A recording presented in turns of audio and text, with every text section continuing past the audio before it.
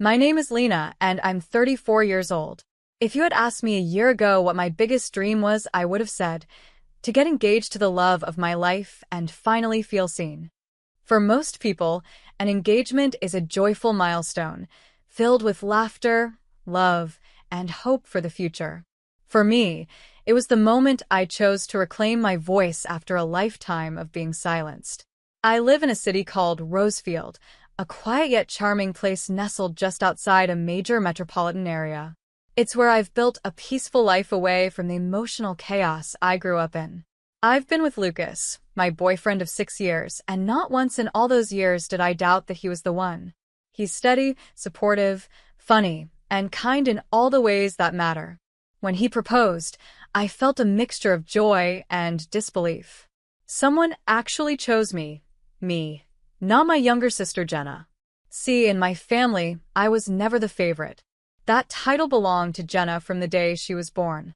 She's 5 years younger than me, and for as long as I can remember, our parents, especially my mother, Linda, have treated her like royalty. My father, Mark, was always just a quiet shadow in the background, never standing up for me or questioning my mother's blatant favoritism. Growing up, I used to wonder what I did wrong. On my 21st birthday, my parents forgot to even wish me until my grandma called to remind them. They rushed to the store, grabbed a cake that was half frozen, and handed me a $15 gift card like it was some heartfelt gesture. Just a few months earlier, they had thrown a 6-day celebration for Jenna's 18th birthday, complete with catering, a DJ, a professional photographer, and personalized decor. I pretended it didn't hurt. I got good at pretending. So when Lucas and I started planning our engagement party, I told myself this time would be different. We were doing this for us. We spent months picking the perfect venue, choosing elegant colors, finalizing the guest list, and carefully organizing every detail so it would feel just right. I was finally going to have a moment that was about me, not Jenna, not anyone else. Just me and the person I loved. For the first time in years, I allowed myself to feel excited, to feel like I mattered. And just 5 weeks before the big day, everything started to unravel. It was a Tuesday afternoon. I had just finished reviewing the seating chart for the party and was about to call the florist when my phone rang. I smiled when I saw the caller ID. It was my mom.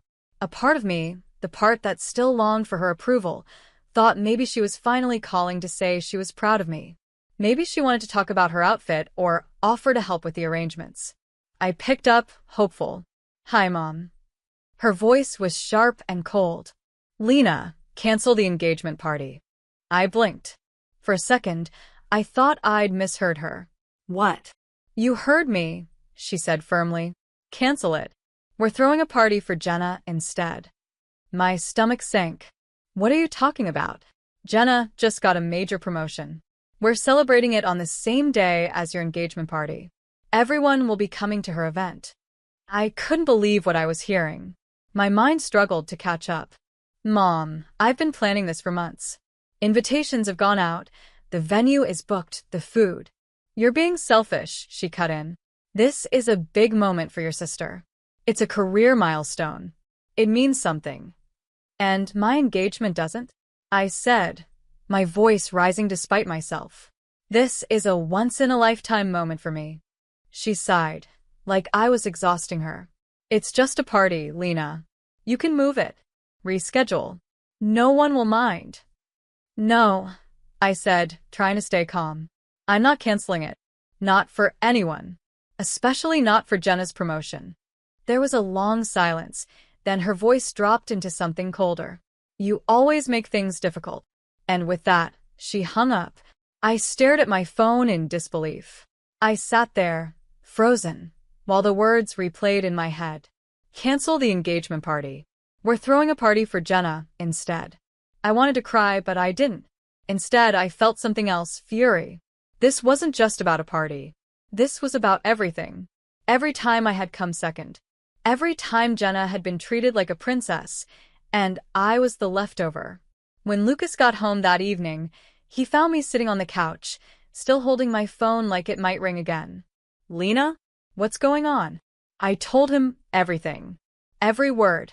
He listened, jaw clenched, his eyes darkening with anger. She actually said that to you? He asked. I nodded, my voice tight. She wants me to give up my engagement party so they can celebrate Jenna's promotion. That's insane. I know. He sat beside me, wrapped his arm around my shoulders. We're not canceling anything. We've worked too hard for this. I leaned into him. I just wanted this one thing to be about me. He kissed my forehead. It is about you. And me. And our future. Not them. And for the first time that day, I let myself exhale. The next morning, I woke up determined to shift my focus back to the party. Lucas, and I still had a lot to finalize: floral arrangements, music playlist, catering confirmations. I had spent years being pushed to the background. I wasn't going to let this moment slip through my fingers just because my mother refused to see my worth. As I sipped my coffee and opened my laptop, my phone buzzed. It was a text from my cousin Lily. Lily, hey Lena, is everything okay with you and Lucas? I heard you guys broke up. I stared at the message, confused. Broke up? What was she talking about? Me. What? No. Who told you that? She replied almost instantly. Lily. Aunt Linda. She told Aunt Barbara that you and Lucas had a huge fight and called off the engagement. She said the party's canceled. I nearly dropped my phone. Panic rose in my chest as I called Lily immediately. What's going on? I asked as soon as she picked up. I don't know what to believe, Lena, she said. Aunt Barbara told me that your mom called her last night. She said the party was off and everyone should go to Jenna's celebration instead. My pulse thundered in my ears. I felt like I was standing in quicksand. Lily, none of that is true. Lucas and I are fine. The engagement party is still happening. My mom told me to cancel it for Jenna's promotion, but I said no. So now she's lying to everyone. Oh my God, Lena. I'm so sorry. I had no idea. It's okay, I said, swallowing the lump in my throat. But I need your help. Can you let people know the truth? The party is still on. Of course, she said without hesitation. I'll start calling and texting people right now. I spent the next few hours doing the same. Message after message. Call after call. Each one more exhausting than the last. I explained to every guest on our list that the engagement was not canceled. That Lucas and I were fine. That my mother had fabricated the entire story to sabotage the event. Some were surprised. Others were sympathetic. A few had already RSVP'd to Jenna's event, assuming mine was no longer happening. I didn't have the energy to convince them otherwise. All I could do was tell the truth. By the time Lucas got home that evening, my voice was hoarse and my fingers ached from typing. He sat beside me, reading my face. What happened? I told him everything. The lies. The calls. The texts. That's it, he said, his voice firm. We're done with them, Lena. Your mom, your dad, Jenna, all of them. I nodded slowly. I know you're right, but it still hurts. Lucas took my hand in his. You've done nothing wrong. You're allowed to celebrate your happiness. If they can't be part of that, then they don't deserve a seat at the table. I looked into his eyes and saw only love, only loyalty. That night, we posted a public message on social media to all our friends and family, clarifying the confusion. I wrote, to everyone who received mixed information, our engagement party is still happening as planned. Lucas and I are very much together and excited to celebrate with those who truly support us. We look forward to seeing you there. It was direct. Polite. But it carried a quiet strength I hadn't known I possessed until now. As I lay in bed that night, staring at the ceiling, I felt tired. Not just physically, but emotionally. My own mother had tried to ruin my engagement. And yet, I wasn't going to let her succeed. Not this time. The next day, I decided to visit my Aunt Barbara in person. I couldn't ignore the sinking feeling in my chest that told me more lies had been spread, and I needed to face them. Aunt Barbara had always been warm to me growing up, and I truly believed she'd want to hear my side of the story. I also wanted to make sure she and her daughter, my cousin Maya, knew that the engagement party was still happening. As I approached the front porch of their home, I could already hear voices from the living room window. I paused just before knocking. I can't believe, Lena, would do something like this, Aunt Barbara was saying. Her voice sounded disappointed. Canceling her own engagement party just to spite Jenna? It's childish. My stomach twisted. Right? Maya chimed in. Jenna works so hard. She deserved her promotion. It's not her fault Lena's always bitter about being in the background. I froze. So this was what they thought of me. Before I could second-guess myself, I stepped inside and cleared my throat. They both turned, startled. Is that really what you think of me? I asked, keeping my voice steady, even though my heart was pounding. Aunt Barbara quickly stood up, her expression shifting to discomfort. Lena, sweetie, we didn't hear you come in. Obviously, I replied coolly. I came to personally invite you to my engagement party, but it sounds like you've already made up your mind about me. Maya at least had the decency to look embarrassed. We didn't mean it like that. Save it, I said, my tone sharp but calm. Tell me exactly what my mother told you.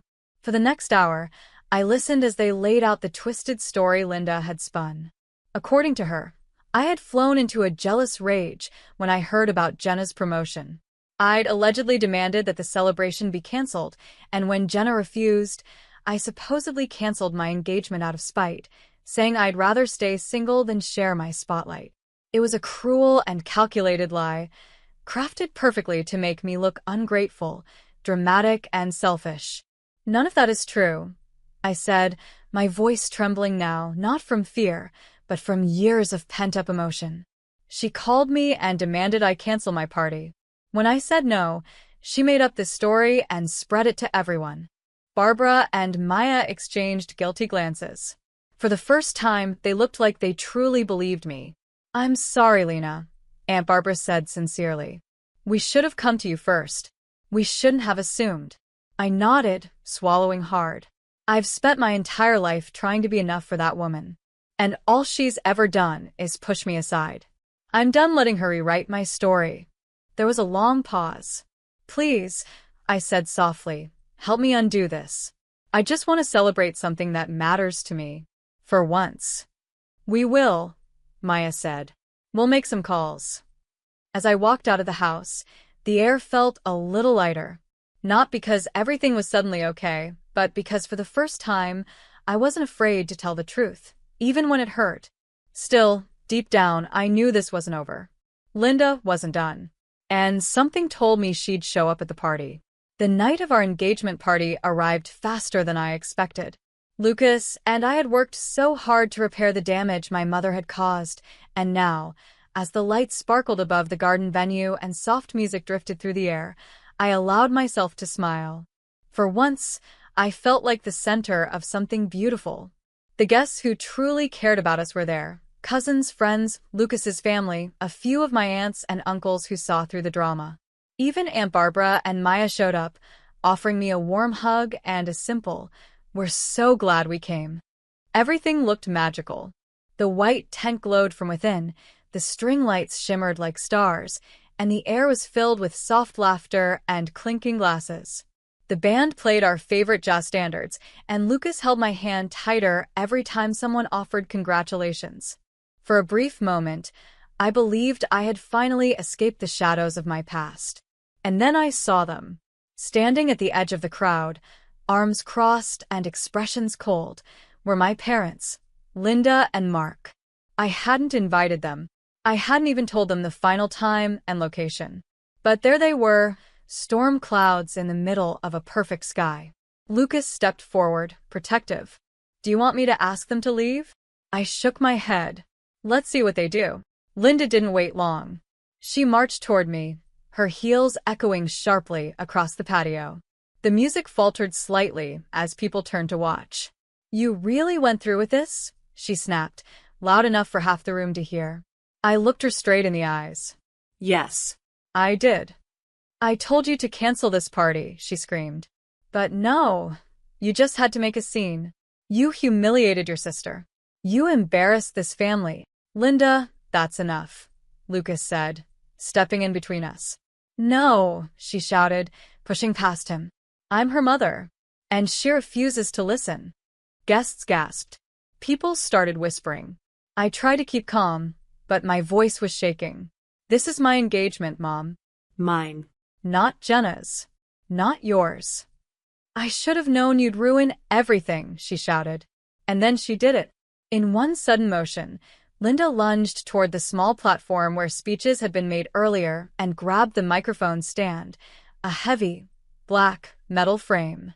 "Mom, don't," I said, taking a step back. But it was too late. In a blinding moment of rage, she swung the mic stand hard across my shoulder and the side of my head. The metal cracked against my skull with a sickening thud. The crowd screamed. My knees buckled, and I collapsed to the ground. Everything blurred. I heard someone yell, "Call 911," and then Lucas shouting my name. Blood ran down the side of my face as I tried to lift my head. My vision swam with light and shadows. I could hear Lily's voice trembling on the phone with emergency services, her words quick and panicked. Within minutes, flashing red and blue lights lit up the venue.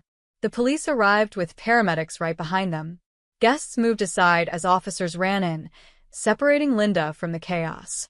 Lucas was kneeling beside me, holding a cloth to my wound, his face pale with fear. "She hit her with a mic stand," someone told the police. "On the head." Unprovoked. The officer didn't wait.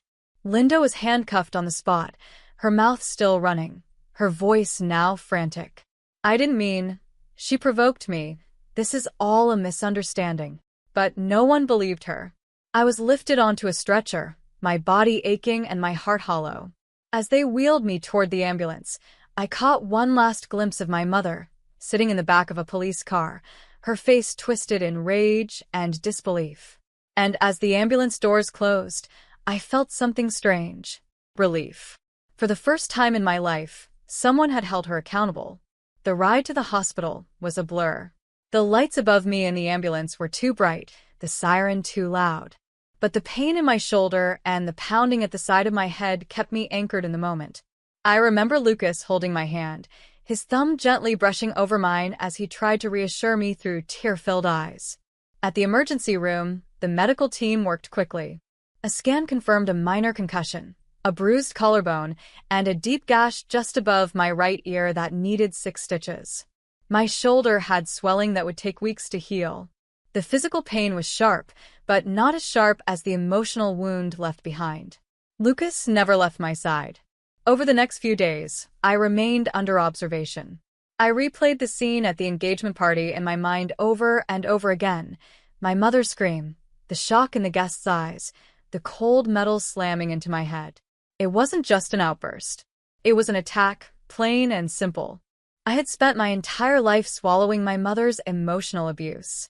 But now, she had crossed a line no one could ignore. On the 4th morning, I sat upright in my hospital bed and looked at Lucas. "I want to press charges." He nodded immediately. "You don't have to do this alone. I'll be with you every step of the way." With his help and the support of Lily, who had witnessed everything, I contacted a lawyer and filed a formal complaint with the local police department. My mother was already in custody for felony assault with a weapon, but I wanted to ensure she faced legal consequences that matched the trauma she caused. The case moved quickly, partially because the attack had happened in front of nearly 50 witnesses, many of whom were willing to testify. Surveillance footage from the venue clearly showed the assault, from the moment Linda grabbed the microphone stand to the moment I hit the ground. My lawyer, a sharp and empathetic woman named Rachel Sanders, walked me through the entire process. "You don't have to feel guilty for seeking justice," she told me. "What she did was criminal, and the law is on your side." In court, I sat in the witness box, staring directly at the woman who gave birth to me. She wouldn't meet my eyes. I told the truth, not just about the attack, but about the years of neglect, the favoritism, the manipulation, and the emotional damage I had endured. I spoke clearly, my voice steady despite the pain. I didn't cry. I didn't yell. I just let the truth stand on its own. When it was over, the judge ruled swiftly.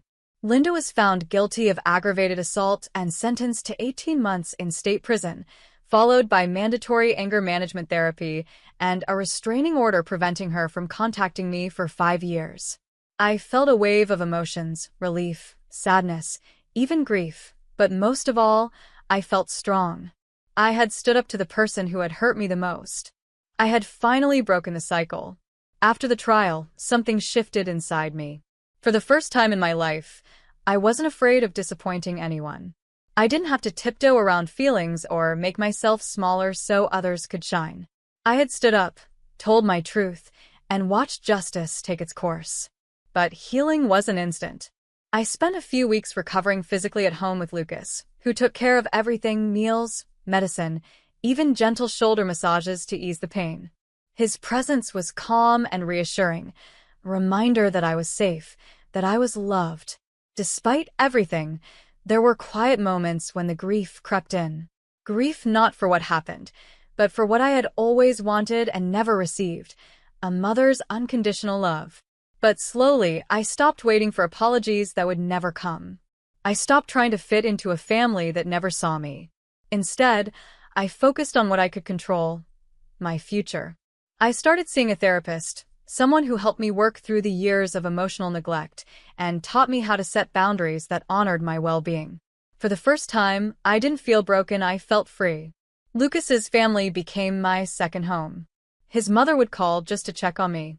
His sister dropped by with soup and silly gossip. They never treated me like I was damaged. They just made space for me, without conditions.